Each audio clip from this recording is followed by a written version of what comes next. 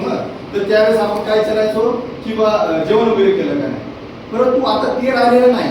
आता आपल्याला आर्थिक परिस्थिती आपली खालावलेली आहे. आपल्याला आर्थिक परिस्थितीने निश्चित जर कोणी मदत करत असेल, कोणी आर्थिक परिस्थितीने आपल्याला जर पैसा देत असेल, त्या पैशाचा व्हॅल्यू आज वाढलेला आहे.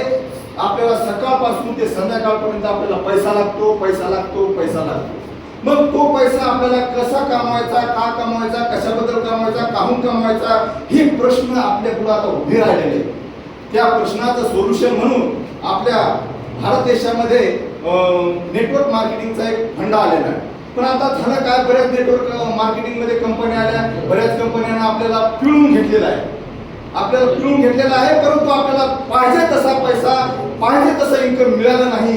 परंतु आम्ही सरांसोबत माझे गुरु आहात आणि तुम्ही आज महागुरु आहात, यांचा आशीर्वाद मला या अनुषंगाने सांगतो की आपल्याला आर्थिक आझादी येथे निर्माण करायची आहे. जोपर्यंत आपण आर्थिक आझादी निर्माण करणार नाही तोपर्यंत आपलं काही खरं नाही. आता बघा, मुलांचं शिक्षण आहे, बंगला आहे, गाडी आहे, सगळं काही आपल्याला पाहिजे ती स्वप्न आपल्याजवळ नुसतं स्वप्न राहिलेलं आहे. परंतु त्या स्वप्नाला जर कोणी एक किरण जर कोणी देत असेल तर इतक्या लांबून, इतक्या छत्तीसगडवरून आपल्याला सर भेटण्यासाठी आले. ते आपल्या महाराष्ट्रामध्ये टीम डेव्हलपमेंट करतात आणि आपल्याला पहा, एक अतिथी येऊन समजा जर आपल्याला आर्थिक आझादी देत असेल तर याच्या सारखं आपलं भाग्य असावं की नसावं हे बघा.